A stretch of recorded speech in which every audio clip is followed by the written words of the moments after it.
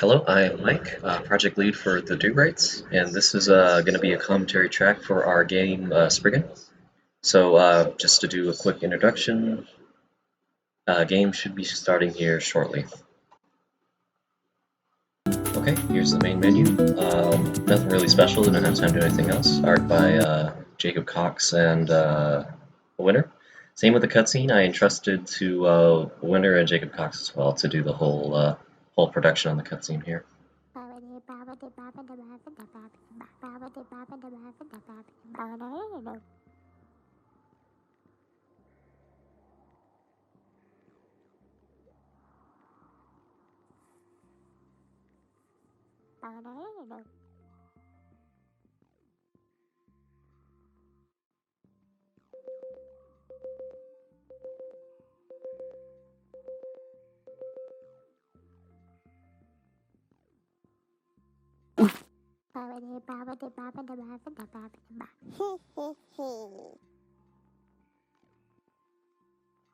So first level is going to be the island, which is something me and Antonio basically hammered out together.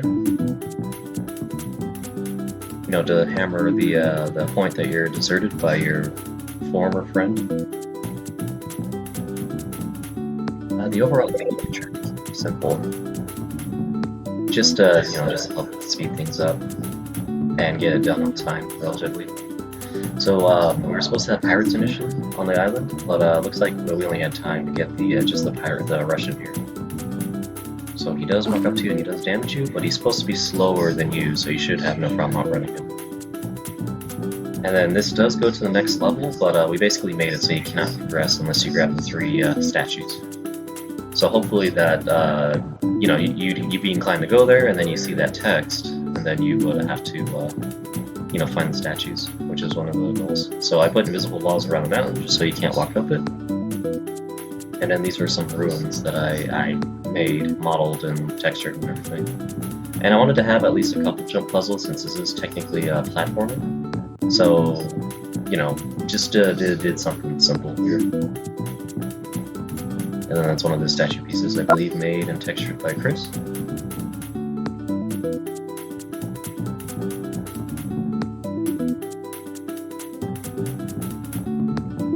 And I wanted to go for kind of a Banjo-Kazooie Mario 64, where it's not just linear, you have to kind of explore and go around. So a couple of enemies to avoid. We didn't have time to implement any way to fight back. I think there was a system, but it wasn't working properly, so we just scrapped it. Basically, you just have to avoid the enemy characters, which, like I said, shouldn't be too hard. Then the final statue piece, which we do have a UI element in the top left to let us know we got all through. Okay, just a quick cut to the end of the level and into the cave.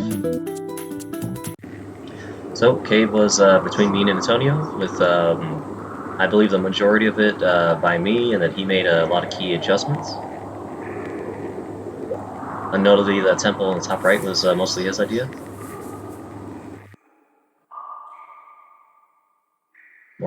More Russians, and then for this level, you'll find out later, but we're going to go ahead and collect a coin here that we'll need.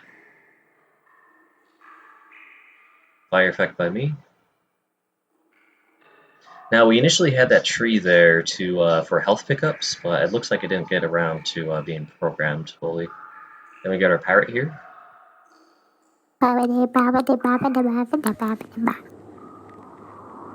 And pretty self-explanatory. To get to the next level, we got to get some gold pieces for this greedy pirate. Which the pirate boss is just a reskinned pirate skin for the other pirates. Now, I believe if we fall into the water, we'll go back to the start of the level. But I didn't do that because I'm a pro gamer.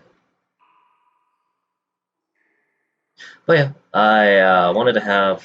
me and Antonio wanted to have some jump puzzles just to add a little bit of variety and challenge. Like, for instance, this bridge was just a long piece, but Antonio ended up cutting it into separate pieces.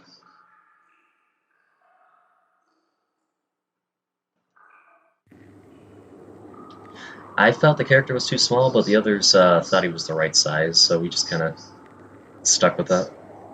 Now, this was pretty cool. I didn't know they added this till later, but just a little elevator piece. to get to one of the hidden coins. And then I put invisible walls just around the base of this. That has a plane so that you can go down one way, but you can't come up the other way, which is pretty neat. All right, just another quick cut here, just to the end of the level. Go ahead and talk to the pirate boss again. And we'll go ahead and get on to the final level, which is going to be the city. Now, the city was pretty much mostly by Antonio, with me adding a little bit of feedback here and there, but you'll see that we've disembarked from the pirate ship, and we'll go ahead and explore this dock here. Now, there's going to be a lot of roadblocks, just because this place is a little bit more oppressed and controlled, I guess, by the Russians. So to progress, we'll have to go through this back alley here coming up, and you'll see another jump puzzle, which is all done by Antonio, I believe.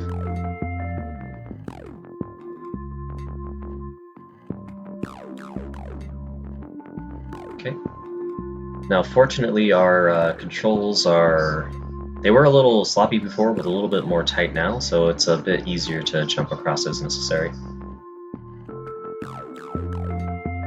And it took us a while to figure out how to get the character to move, but it turns out you have to assign a move value in Maya, at least for us when we did it, versus it just running in place in the Maya when we do the animation. So, got a Russian here.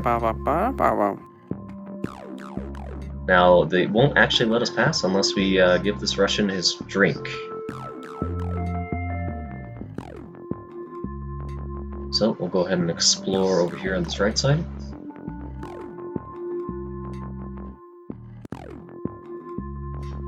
And we'll find another Russian here. What does he want?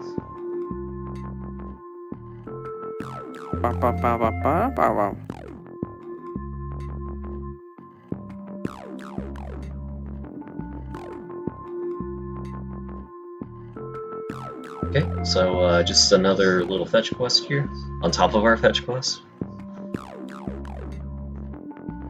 Basically, he's hungry, so I believe we're going to run into a fruit store. That should be all the way over here.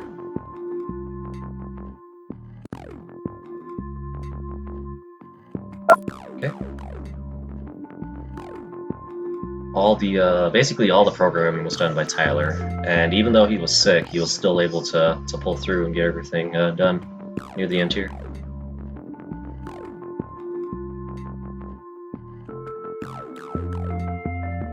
Now, I forgot to mention, all animation was done by Chris.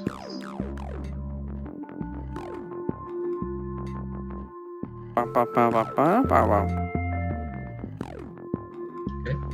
And the only thing I did was transfer, because everything uses the same rig, I was able to transfer all the animations to other characters.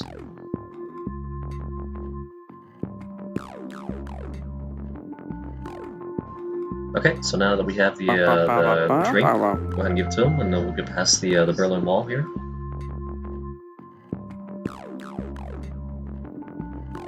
Notice some more areas cut off. Now, I believe there's actually like a small park that Antonio made over there, but just for the sake of this video, we'll just kind of proceed to where we need to go. Got some more Russians, not happy to see us.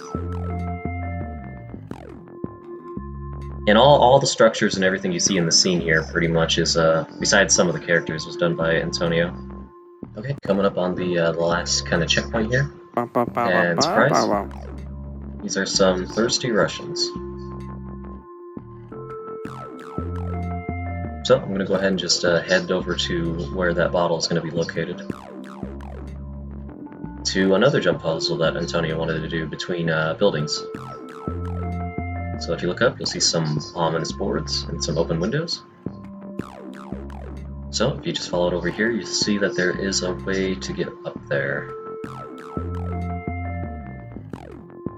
So we'll go ahead and do that with my pro jumping skills.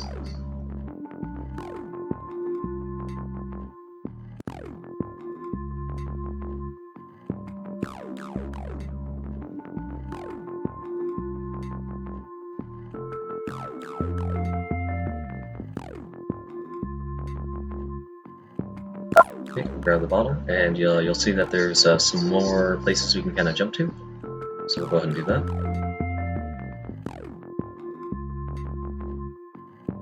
And if we jump across here, we will see a painting, which was supposed to be one of the initial objectives. But we'll go ahead and grab that, just in case.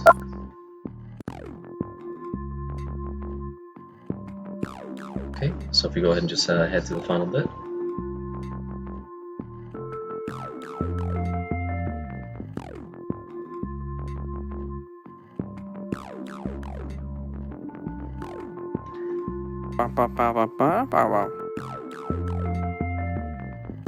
So, I didn't initially know this, but Tyler programmed in a sort of boss spell, which means we just gotta escape from this gigantic tank that's coming after us. So, just some more jump puzzles. Get across here.